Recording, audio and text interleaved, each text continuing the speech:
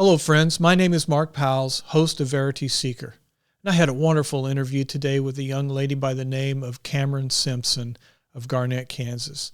She's a senior attending at Anderson County Junior Senior High School.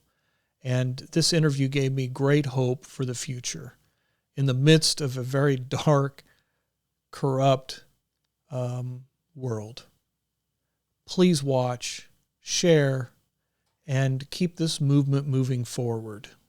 Thank you.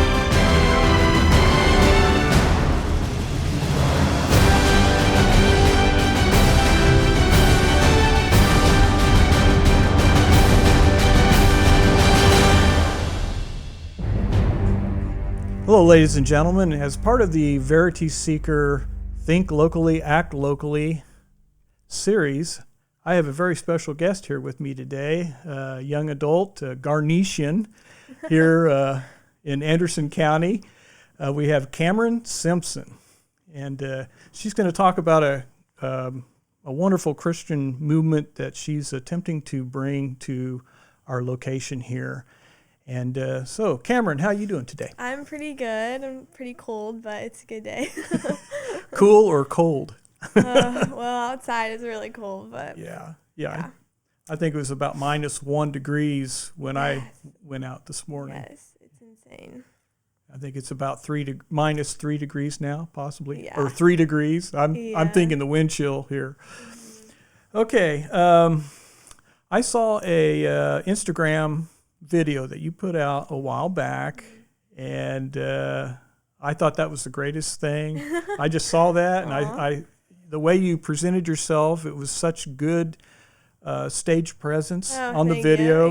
Your smile, it was a very positive video, and you were talking about the how to life. Yes, how to life movement. Yes, correct. It's a movement. Yes. Okay, and that's what we're going to talk about today. Yes. But before we get into that, I first want to know you. Okay, so who is Kameron Simpson, starting with your age? Okay, I'm 18 years old. My birthday was in December, and I'm a senior. I will be graduating in May, and I'm really excited. I'll be going to Ozark Christian College in the fall to study children's ministry. So I'm really excited for that. I definitely feel like I have a heart for younger kids and the younger generation. So, but yeah, throughout high school, I've kept busy with sports. I play basketball and I run track, and I've been president of FCA for 2 years now, which is Fellowship of Christian Athletes. So that's kept me busy, and so yeah, just typical high school stuff. Okay, well, and that's it in a nutshell. You know that only took 1 minute. Yeah, I don't know. Is there more we should know about you? Like you like me personally, or? Well, yeah. I mean, yeah. Who is? That was very surfacey. Okay. I like to get down to the truth. Who is this person that's bringing this to Garnett? Yeah. Okay. Well, it's crazy I say this. I wouldn't always call myself a courageous person, but I think in the last year I've really been choosing courage even in the face of fear. I know that I talked to you about that a little bit, my fear, but definitely just really wanting to respond to God's calling on my life even though I do struggle a lot with like anxiety and just definitely not always feeling like I am a leader, but wanting to kind of step into that and see and just trusting God with the process and stuff. It's been really cool to see. So, yeah. Well, it seems to me like you are actually a leader because you're bringing something. That's quite an undertaking when you bring something like what we're about ready to talk about to a town that may be a little bit apathetic in some ways, complacent. We've got a lot of issues right now all over the place, and you're trying to bring a candle into the darkness, so to speak. Yep. Okay, yep. So I commend you for that. Yeah, thank you. It's a good experience. Yeah, and I guess you have a small clan of people, including my daughter, April. She's great. Yes. My core group is really awesome. So approximately how many do you have thinking about this project with you? So my core group is me plus 3 other seniors and then 2 juniors. So we've been meeting since September, getting this going. It's been kind of like under wraps, I guess you could say, or whatever, for a while, but we kind of brought it to public more in the past month. And I think we've contacted probably 10 to 20 more kids personally, kind of like texting them about it to get people more interested in it. And thanks to the weather, we couldn't have our first meeting a few days ago, but we are hoping, I think in a couple weeks, to meet at the church and have our first official meeting. So we'll be able to kind of see who all is involved when we have that for sure. But definitely trying to spread the word in the past few weeks about it. Yeah, I hope so. And I hope people will watch this particular video podcast or any of the other Instagram posts that Kameron puts out there and think seriously about this project. Now, before we get into the nitty-gritty of How to Life movement, are things a mess in the world, do you think? Yes. I think especially this year, for sure, and last year, but I would say so. 2020 was a nightmare, and I think 2021 is going to be just as interesting, probably. Yeah, you use the word interesting. I have different words for it, but we'll take that. Yeah. Well, let me segue in that. Here I am. We want to talk about How to Life, but I keep getting off track. But yet I seem to think that it is on track, because when you're bringing a light into some of these issues and problems, isn't that the mission that you're trying to accomplish? Yeah, for sure. Yes. In spite of what's going on, you're bringing something in here to help us get through this. Yes. So let me ask this question. These are going to be tough questions that I haven't prepared you for these. Okay. These are a surprise. No pressure. You're going to have to dig deep here. Okay. Okay. We talk about the C word, okay? Yes. I'm not going to go into detail there. The C word that destroyed 2020 for a lot of students. Yeah. And, you're currently still, I call it a diaper mask. Yeah. Horrible. Yes, I know. I know. But my daughter and other kids are having to comply. They're having to be in compliance. And I know that I'm sure that administrators and teachers, some administrators and teachers are fearful for their jobs. So they're complying, okay? And we have a command structure that goes up to our current school board, okay? So you have to follow these policies, all right? And let me ask you this. How are your peers handling this? And I think it's okay to speak freely about how you feel about the whole thing. No, if anybody out there is going to punish a high school student for speaking their thoughts over this, we do have a serious problem. Right.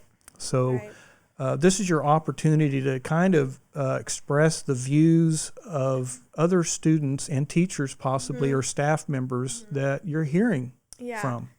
For sure. So I think that there is some division on opinions about this at the school for sure, but I want to say that the majority of the kids kind of don't take it seriously, possibly, the rules with the mask and stuff like that, and it's definitely frustrating. A lot of the social distancing and stuff feels very unnecessary.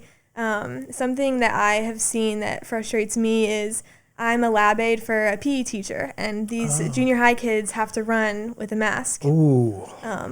A 45-minute class, and I think that's ridiculous considering an hour later us basketball girls are in the same gym, same group of kids, at the same school with no mask. I don't really get that. And I feel bad for these poor kids, having to run and exercise with a mask. And I think it's frustrating, and a lot of us are just getting very tired of this.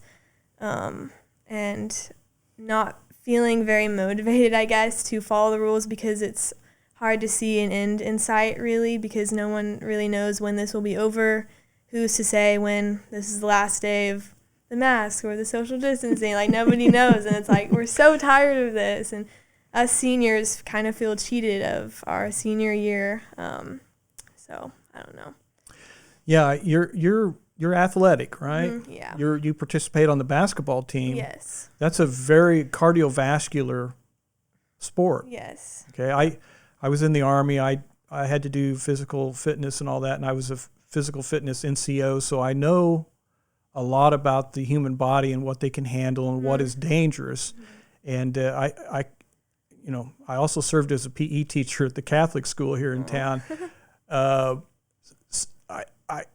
The lack of oxygen when your body needs to suck in that oxygen and expel that, the stuff that the plants love, running up and down a court or doing cardiovascular exercises, you're actually causing damage to the brain. Yeah. So that's something that those creating these mandates, and it really comes from our Board of Education, really need to think twice about what they're doing, in my opinion. Right. And the fact that it's happening to my child, although she's not doing as much cardiovascular as other students are doing, we really need to think about the physical well-being and the mental well-being of our students there. I agree. So I just wanted to know your thoughts on that. Yeah. Now, you had a little vacation here. You had a quarantine. Yeah, I did. Because there was somebody exposed. You were at a game? On our basketball team. From our basketball team. So somebody tested positive. Yes. No names, but somebody was tested positive. Last Thursday. Were they actually sick? I think they had a fever and a headache, I believe. Yep. So. And they should have stayed home. Yeah. But you never got sick. Nope. Not that I know of. But you got a school break. Yeah, I did get a break, so that was really nice. It went by so fast, but I mean, yeah, I'll take it. Were you bored? A little. I can keep myself busy though. Like, I don't know. I was doing fine, so. Yeah. Well. Right. Okay, I think we know enough about you now. I got all the goods. That's good. Okay, well, getting back to How to Life, I went to the webpage. As a matter of fact, it's still up on my computer over there, and I kind of wanted to refresh my memory on this. Sure. The first thing I saw on the page there, and I'm looking at it right now, it says Students Reaching Students for Jesus. Yes. What's that all about? So I think the most powerful part of How to Life is that it is student-led, and with that, I think that they have acknowledged the power of influence for teenagers and how teenagers are most likely to listen to other teenagers. And so they wanted to take that and use it for good, to share Jesus with their peers, and just wanting to kind of do something different from basic church or youth group, which are great things, of course, but kind of something that is just more of a student and teenager thing. Because, like I said, a lot of teenagers are more likely to listen to other teenagers. So to see your friends and people at school, talking about Jesus, that could impact you differently than other adults or strangers in your life talking to you about Jesus, So I think it's just a different approach to take and more impactful, I would say. Yeah, very good. Yeah. So that brings me to the next question. And you've probably answered that in a way, but I'm going to ask you the why. Okay. What led you to How to Life? When did that all happen? And why do you want to bring it to Garnett or the Anderson County area? Okay. So I think that I discovered How to Life when I was 14. I think I discovered them on Instagram or something.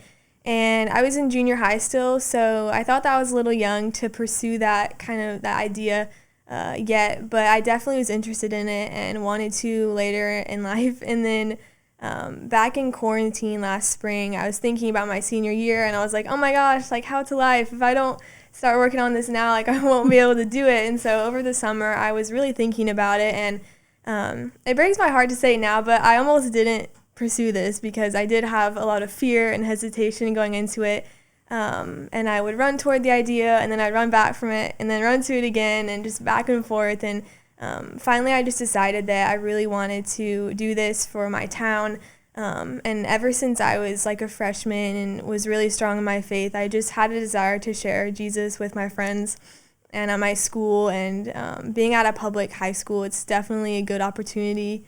And I just wanted to do something to where my friends and peers could really be presented with the gospel and just at least have the chance to hear about God. So, wow. Yep. Yeah, no, I think that's a great thing. Yeah. And our family has always been strong proponents of those teachings in our family, and so I think that's great. Yeah. So since you're 18, you say, yes. And you started thinking about this when you were 14 years old. Yes. So we're looking at a 4-year build up internally of this movement. Yep, it definitely was on my heart for years, and more than I had a fear of failure and just messing up, like I had a fear of years from now wondering what would have happened if I actually would have done it. You know, I didn't want to live with regret by not doing this. So yeah, that definitely motivated me to do this and just step up and be a leader, even though I did have a lot of hesitation going into it.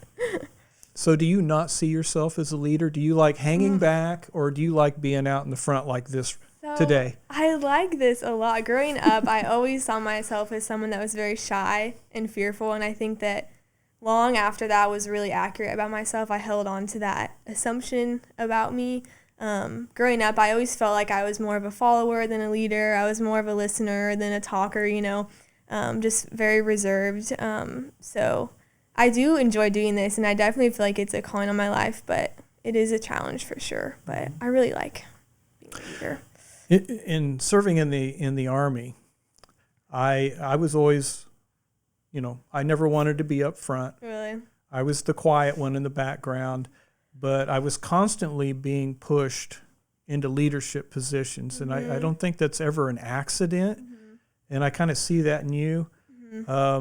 I think a great leader, all great leaders are first followers and listeners. That's true. The ones that want to be there are often narcissistic, and they become tyrannical. So I think God pushes people. You don't want it, but He keeps pushing and pushing and pushing it out of your comfort zone. Definitely. Until you can't take it anymore. And then you just have to do it. Yeah. Yes. Do you think that's what happened to you? Yeah, I think so. Yeah. And my comfort zone was pretty small, so it's not hard for me to get outside of my comfort zone, but God is definitely helping me and, giving me strength. Now, do you pray a lot? Yes, I pray about the movement almost every day because sometimes I get stressed and overwhelmed about it. So, yes, definitely. Do you think it helps? Yes, I would say so. Okay. What is the target age group for this? I mean, what are we looking at as far as youngest? Is there a minimum, a maximum? So our target audience is junior high and high school, but I mean, we're not going to turn away anyone that wants to come. We've already had some adults that have shown interest in coming, and we're not going to turn anyone away, but kind of like what you said, it's students reaching students, so that is our target audience is junior high and high school. But if younger kids wanted to come or other adults, we would totally welcome them to be there. But we should probably stay in the background. We'll Yes. benefit from the excitement because I Yes. watched it. You sent me some links on YouTube, and I was sitting there listening to this. I forgot how old I was, Yes. and I'm April. I'll be 60. Wow. Yeah, old man here. But I was getting into this stuff, and I was excited about what they were saying. It was a very positive experience for me to see that. Yes. And then I had to get back into my old self and go, oh yeah, I have a daughter that could benefit from this. That's funny. But I think it's good for all ages to hear the excitement and the energy. Are there costs involved in this? Yeah, so there are, and we have not really started fundraising yet, which is one of the stresses. No. But I think that the biggest thing, there's challenges with COVID, obviously, like with fundraisers and what to do. But I think that probably a big thing will just be asking for donations. But we are hoping to have food the night of the event. Not sure what food we're having yet or anything like that. That'll be a cost. And we're in the process of ordering T-shirts, but I think we're probably just going to pay for those. But yeah, I know that expenses will pop up along the way, so we do want to start fundraising somehow to be able to deal with that. So now is that something? Are you going to try to get the assistance of older people like myself, or are you going to try to do this amongst the what is the Generation Z? Yeah, so that's Are we going to stay with that? Yeah, I don't know. I mean, obviously we would reach out to anybody, I guess. I don't know, because it is hard being like a student-led thing. We want to keep it with students, but I mean, I do have adults in my life, my parents, that are always willing to like help when I need it and stuff, or be there if I have questions and stuff. So, I mean, yeah. Yeah, I think that's, I think like your parents, I think you'll find other parents who will stay in the background and just be the reinforcements as you need, as it becomes necessary. Because let's face it, until you get to be a certain age, you're limited. Yes. You really are. So I think there will be help there when you need it. Oh yeah, and for sure. We'll stay in the background. Yeah. I said we, didn't I? Oh, okay. Yeah. But you can be assured that that'll happen. Yes. Okay, yeah, I looked something up on the webpage. This is what I got. It says, here are some conclusions presented on the How to Life Movement website. Okay, 3 things. 35% of Generation Z teens consider themselves to be atheist, agnostic, or not affiliated with any religion whatsoever. The second one, only 1 out of 3 agree with the statement, lying is morally wrong. That's 1 out of 3. And the third one is only 4% of today's teenagers hold a biblical worldview. The person we disciple to has to open their own door. We can't open it for them. Exactly. But is it the mission of your group to disciple people who are already Christian, or borderline, or are you going after the agnostic and the atheist? Are you going to try to convert these people? What's the deal? What's the mission? That's a great question. So we definitely want to target non-believers, and so I think that's why we are trying to spread the word as much as possible, so that people that are involved can be inviting their non-believer friends or whatever, because we definitely want to reach people that have never heard the gospel before, or just never had the chance to really hear about God. But obviously we would like for people who already come to church, people who already have strong faith, to be there too, just to kind of relight that fire, I guess, for God, and just like getting them back into it. But definitely we want to bring people that have never really been to church before or ever really heard about the gospel to be there. Okay. So when an atheist or someone who hasn't read the word, or does not have a belief, or is unsure that there's even a God, you're not going to be preachy. You're just going to bring them. You're going to have some fun, and you're going to talk about the word. Right. And people get up on stage and sing songs, and but there's no pressure. Is that what we're looking at? Yeah, for sure. So I think it's a good balance of presenting the gospel and having those serious moments, but also, like you said, having fun, because we have a worship band, so we're going to be doing worship to actually start and end the night. That's the first and last thing that we'll do. And we'll also be performing some skits for kind of just a fun part of the night. And then we have people that are going to be sharing testimonies and just personal stories of how God has touched their lives. And then the gospel presentation. So I think it's a good balance of just fun but also serious moments. So we're definitely not trying to put pressure on anyone, but just like I said earlier, just giving them an opportunity to hear about God and see how he has impacted peers and just familiar faces and people that they already know, because I think that will be very impactful for them. So okay. So what you were describing there sounds like the event that you're wanting to present here. Yes. Can you describe more about what that's going to entail? Definitely. So, unless things change, we're aiming for April 2nd, which is a Friday. We don't have school that day, in the evening that day. So we have a worship band, so we'll be starting the night with a few worship songs, and then followed by hope stories is what they're called, but it's basically just testimonies of people's stories of how they met God, how God has changed their life.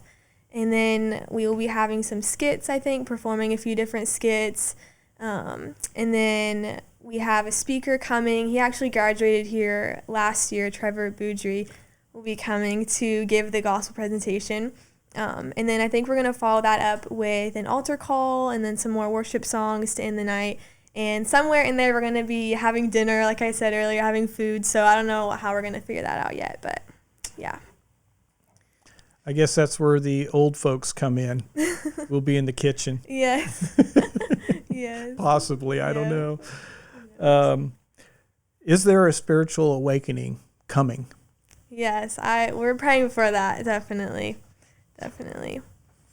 Yeah. What do you see that as? A spiritual awakening. What do we, or can a person describe what that might look like? I think kind of just what it sounds like waking up, I guess, and just having a realization of God maybe, or just that there is another way to life, I guess, than what the normal person might be living. I don't know, just kind of coming to this realization that there is another way. So, yeah. How does a devout Christian, a Christ follower, let me use that term because the Christian has been demonized, believe it or not, and there may possibly be forms of persecution coming in ways that we don't understand yet. Right. I think I have an idea, but you're going to be growing up possibly in something like that if us old folks are not able to get a handle on it and push it down. What is the responsibility of a Christian in an environment like that?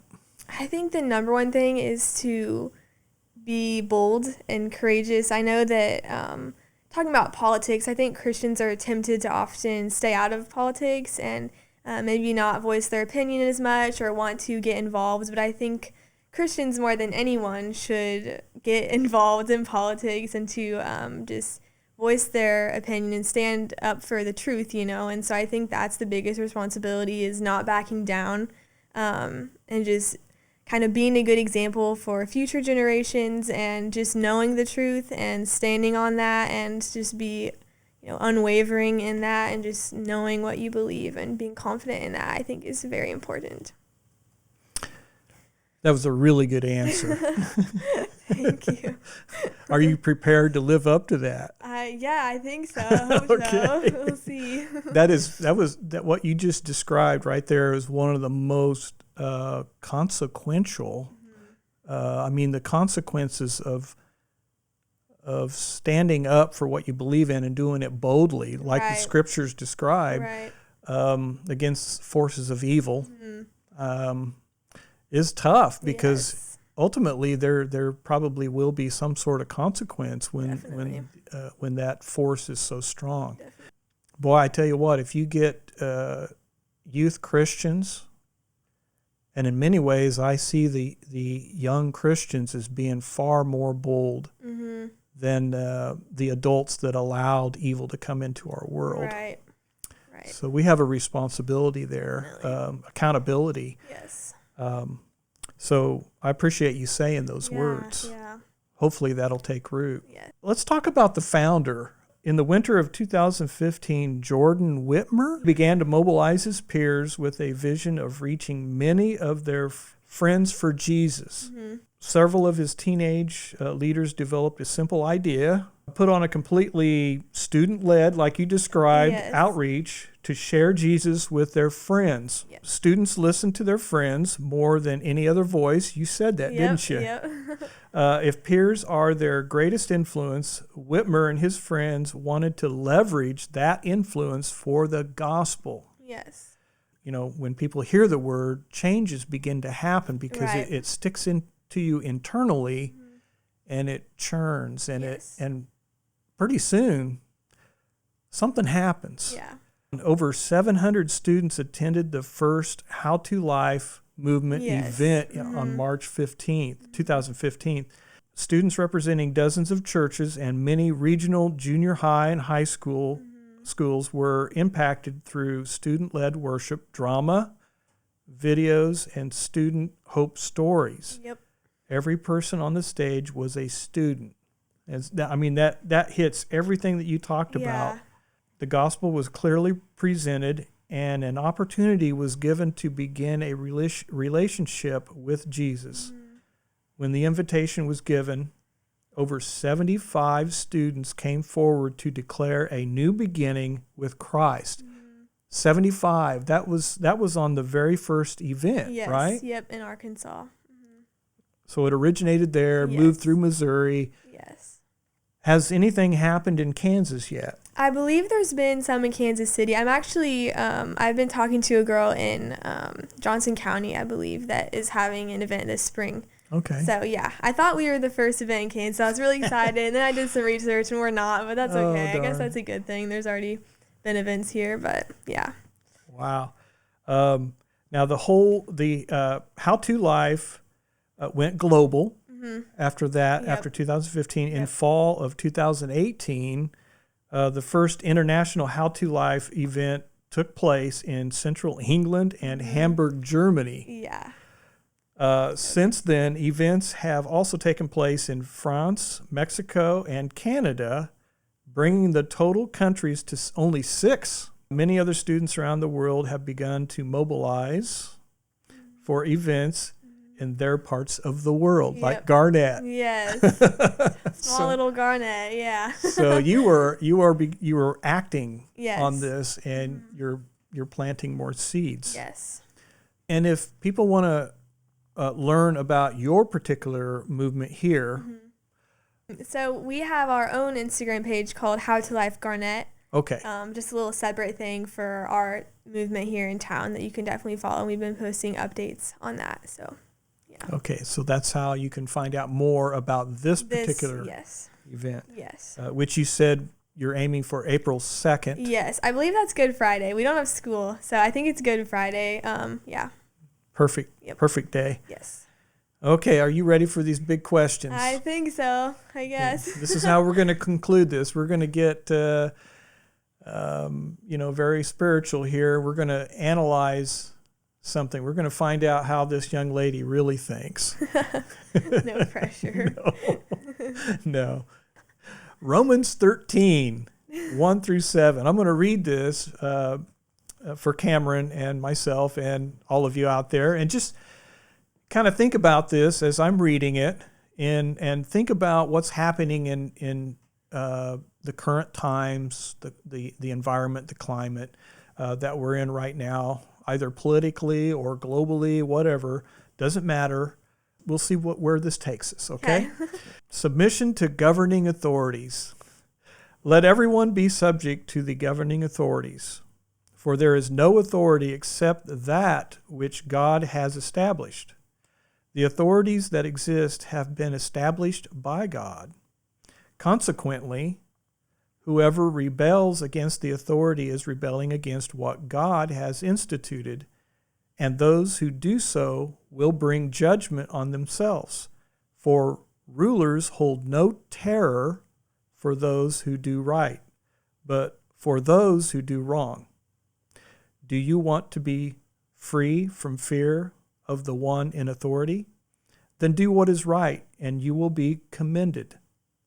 For the one in authority is God's servant for your good. But if you do wrong, be afraid, for rulers do not bear the sword for no reason. They are God's servants, agents of wrath, to bring punishment on the wrongdoer. Therefore, it is necessary to submit to the authorities, not only because of possible punishment, but also as a matter of conscience. Now, there's another paragraph here, but what do you think about that? As you're a Christian and you're growing up in a world where maybe government at every level is being a little draconian. Are they doing God's work? How do you submit to that? It's definitely hard if maybe like you disagree with things or people that are in authority, especially being younger. I think it's important to respect people that are in authority, even if you disagree. I think just respecting their position, whatever it may be. But that's a great question. It's a lot to. Let me put it to everyone out there this way. If basically people are put in positions of authority, supposedly by God. When Christ was in front of Pontius Pilate, he said, "I had the power to crucify you or save you," basically. And Christ responded with, "You have no power unless it were given to you from above." And that is true. Somehow that person was allowed or had the gifts that made it possible for that person to work up through the ranks and make it to that position. And let's say I was a really charismatic politician, and I could talk, and I'm good with words and phrases, and I could convince anybody of anything, and I get elected into a public office, and I become a public servant the way we're supposed to be. And as it turns out, I end up doing things that work against people, God's people. Yeah.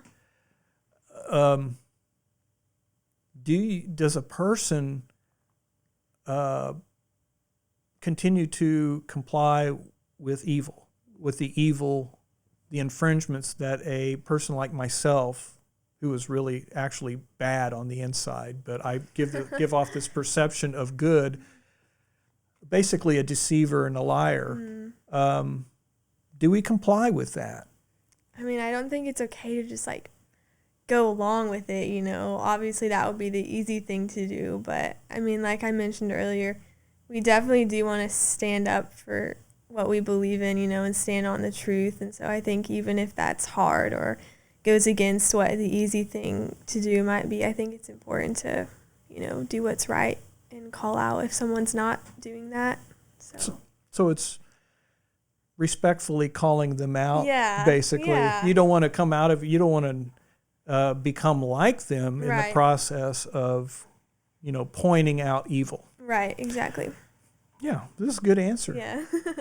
Talk amongst yourselves out there and try to answer that question for yourself and see what you come up with. Now, here's another one. Okay. And I know you said you like this one. Is it Ephesians? Oh, yeah. Ephesians 6, and I'm just going to read 10 through 18. Okay? Okay, this is the armor of God. I actually have this in front of my desk up there on the wall, and I've had it there for some time, and that way I have to look at it every day. It says, "Finally, be strong in the Lord and in his mighty power. Put on the full armor of God so that you can take your stand against the devil's schemes. For our struggle is not against flesh and blood, but against the rulers, against the authorities, against the powers of this dark world, and against the spiritual forces of evil in the heavenly realms. Therefore, put on the full armor of God, so that when the day of evil comes, you may be able to stand your ground, and after you have done everything to stand, stand firm then with the belt of truth buckled around your waist, with the breastplate of righteousness in place, and with your feet fitted with the readiness that comes from the gospel of peace. In addition to all this, take up the shield of faith with which you can extinguish all the flaming arrows of the evil one. Take the helmet of salvation and the sword of the Spirit, which is the Word of God, and pray in the Spirit on all occasions with all kinds of prayers and requests. With this in mind, be alert and always keep on praying for all the Lord's people. Wow. Good. That one gets me every time. What do you think that means? All of that, just what you just read? Yeah. It's a lot. It's really good, though. I'll give you the copy so you can read it. That's really good. I think the number one thing that jumps out to me probably is how the way that that's describing it, like, it might sound like fighting, like, oh, you know, physical fighting, but it's like, it's not as much physical as it is spiritual fighting against things that we can't really see, you know, and evil and things like that. And so I think that definitely talks about spiritual life, just standing up, you know, for truth and fighting against evil, which again are often things that we can't really see, you know, and it's not as much about physical fighting as it is spiritual. But yeah. Obviously, you know the truth. Yes. The truth is in this book over here. Yep, exactly. And that's why we appreciate what you're doing. You're actually spreading the truth and arming a whole generation of youth to help keep evil at bay. Yep. Yes. We'll probably never get rid of it here on this earth. Completely, yeah. But we can keep it at bay. The email at howtolifemovement.com. The email is info@howtolifemovement.com. If you want to just go directly to the source there. Instagram is @howtolifemovement, and your direct, Garnett. Yes, ours is @howtolifegarnett. So okay, yeah. All right. Any last words? I don't think so. I think we covered a lot. Good stuff. Okay. Well, Kameron, I do appreciate you doing this. I know this. You probably don't get to do this every day. No, definitely. Well, like I said, it was when I saw your Instagram video, I said, I got to get this girl on here and to talk to the people out there and spread this word and this great movement that hopefully we will see in Garnett. That'd be awesome. All right. Well, thank you very much. Yeah, thank you. And this is Verity Seeker. I'm your host, Mark Powles, signing off.